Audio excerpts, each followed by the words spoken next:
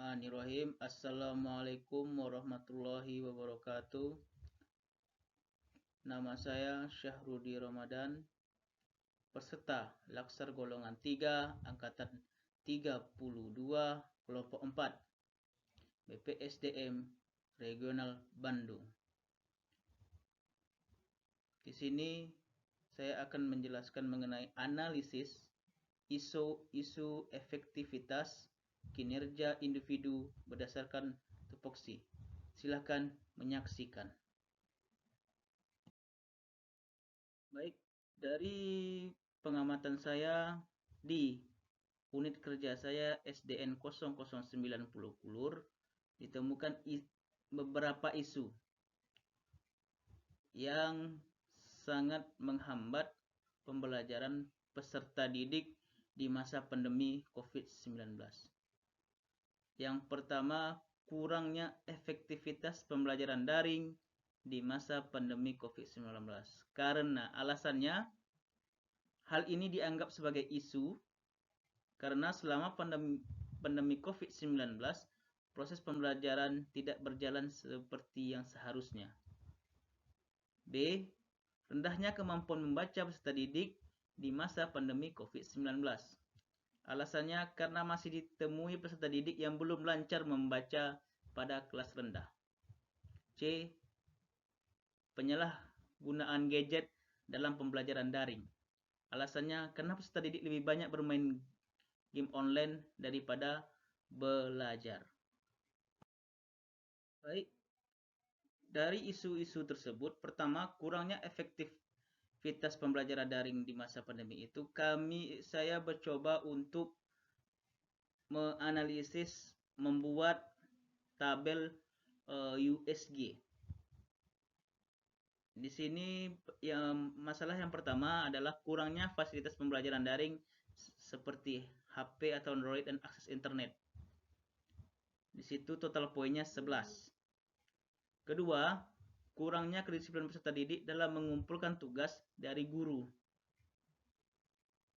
Ketiga, di situ poinnya 14. Ketiga, kurangnya kemampuan peserta didik dalam menggunakan aplikasi pembelajar. Di situ poinnya 10. Dari tabel di atas nampak disimpulkan bahwa permasalahan yang sangat-sangat patut dicermati adalah kurangnya kedisiplinan peserta didik dalam mengumpulkan tugas dari guru. Lalu, isu kedua, rendahnya kemampuan membaca peserta didik di masa pandemi COVID-19. Dari tabel USG ini, saya mencoba untuk merangkum 3 permasalahan.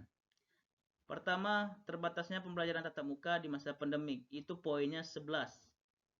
Kedua, keterbatasan waktu orang tua dalam membimbing peserta didik membaca di rumah, itu poinnya 12. Ketiga, kurangnya minat peserta didik dalam berlatih membaca, itu poinnya 11. Jadi dapat disimpulkan poin tertinggi dalam permasalahan ini adalah keterbatasan waktu orang tua dalam membimbing peserta didik membaca di rumah. Yang terakhir, isu yang saya angkat adalah penyalahgunaan gadget dalam pembelajaran daring. Di sini sangat umum dilakukan oleh terutama di SDN 0090 Kulur. Yaitu pertama, kurangnya pengawasan orang tua terhadap peserta didik, itu poinnya 13. Kedua, kurangnya minat untuk belajar di rumah, itu poinnya 12. Ketiga, kurangnya kedisiplinan peserta didik dalam mengerjakan tugas, itu poinnya 11. Di sini poin tertinggi dalam tabel USG adalah kurangnya pengawasan orang tua terhadap peserta didik.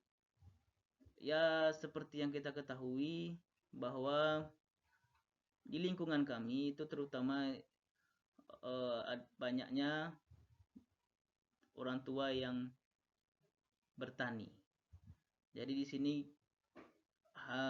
orang tua pergi bekerja, anak di rumah mengerjakan tugas dengan HP, ya itulah akhirnya penyalahgunaan gadget itu. Jadi setelah dianalisis secara tabel USG, saya berusaha untuk menganalisis analisis lagi menggunakan metode Fishbone. Di sini permasalahannya di siswa, yaitu kurangnya efektivitas pembelajaran daring di masa pandemi COVID-19. Kesadaran siswa sangat kurang di sini. Karena selama ini disadari bahwa pembelajaran itu hanya satu arah, yaitu dari guru. Jadi ketika pembelajaran itu diharapkan melalui daring atau dalam jaringan atau istilahnya online, di situ siswa belum terbiasa. Karena selama ini apapun permasalahan dipecahkan oleh guru. Mulai dari pembahasan dibahas oleh guru dan permasalahan dipecahkan oleh guru. Kedua, penyalahgunaan gadget dalam pembelajaran daring. Ini betul-betul sangat memprihatinkan, karena yang dulunya kita larang menggunakan HP atau handphone atau gadget lainnya, sekarang malahan peserta didik dianjurkan untuk menggunakan gadget, baik handphone maupun komputer maupun notebook apa segala macam. Jadi efektivitas siswa itu ya ujung-ujungnya main game. Sarana di sini tidak memadai karena terutama di tempat kami itu jaringan sangat-sangat tidak bagus. Jadi pembelajaran itu terhambat oleh jaringan. Dan pada akhirnya ujungnya adalah selama pandemi COVID-19, proses pembelajaran tidak bisa berjalan seperti yang seharusnya atau seperti yang kita harapkan. Jadi peserta didik itu lebih banyak tidak mencapai target, banyak nilainya yang tidak maksimal, dan ya pada ujungnya naik kelas. Setelah kami analisis secara Fishbone, di sini kami coba saya analisis secara SWOT. Faktor internalnya adalah kurangnya kedisiplinan peserta didik dalam mengumpulkan tugas dari guru. Ini diambil dari tabel USG. Jadi akar permasalahannya sebenarnya adalah jika peserta didik kurang disiplin dalam mengumpulkan tugas dari guru, maka akan menimbulkan dampak bagi peserta didik berupa hasil belajar yang tidak maksimal. Rekomendasi strateginya, ya guru memberikan reward atau penghargaan bagi peserta didik yang mengumpulkan tugas tepat waktu dan memberikan sanksi bagi siswa yang tidak mengumpulkan tepat waktu. Faktor eksternalnya, keterbatasan waktu orang tua dalam membimbing peserta didik membaca di rumah.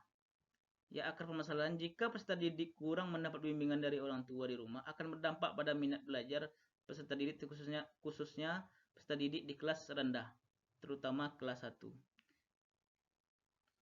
Rekomendasi strategi, orang tua harus meluangkan waktu untuk membimbing peserta didik di rumah. Jika orang tua bekerja, peserta didik bisa diarahkan untuk mengikuti bimbingan belajar tambahan atau les.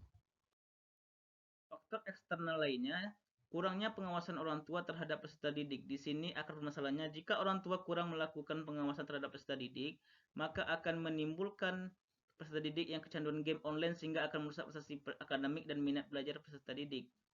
Rekomendasi strateginya, orang tua harus mengawasi peserta didik ketika menggunakan gadget selama proses pembelajaran daring agar terhindar dari hal-hal yang tidak diinginkan.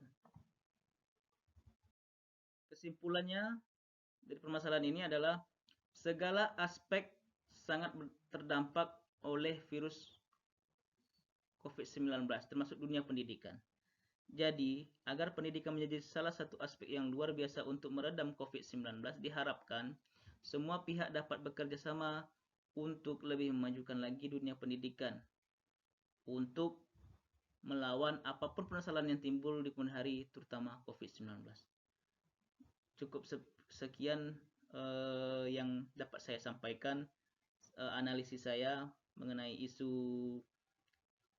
kontemporer berdasarkan tupoksi. Akhirul kalam, wabillahi taufiq wal hidayah. Wassalamualaikum warahmatullahi wabarakatuh.